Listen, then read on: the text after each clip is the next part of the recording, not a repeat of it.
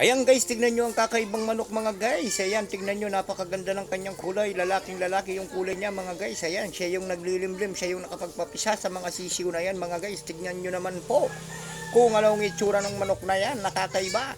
Ayan, no, tignan nyo, may tulatod pa siya guys. Kulay na lalaking lalaki yan guys. Tignan nyo. Pero nung isang araw guys, pinuntahan ko yan doon sa ating kaibigan guys. Nag-iba na yung kanyang kulay. Kulay babae na talaga. Totoong babae na siya ngayon guys. Ayan, kayo nang baalang umusgan niyan guys. Tingnan nyo naman po, nakapagpapisa na siya ng 8 pirasong sisiw. Ayan, inaakay niya na po yung kanyang sisiw na napisa. Ayan, no? Bali 8 piraso yan mga guys. Ayan. Ngayon mga guys, usgaan nyo yung manok na yan kung anong klaseng manok yung nandyan. Makupaw, napakagandang manok neto guys. Ngayon makikita nyo po yung kulay niyan. Pag sa isang araw guys, pipicturean ko yan. Kulay na babae na po yan mga guys. Tingnan nyo po. Ayan, oh, tingnan nyo, oh.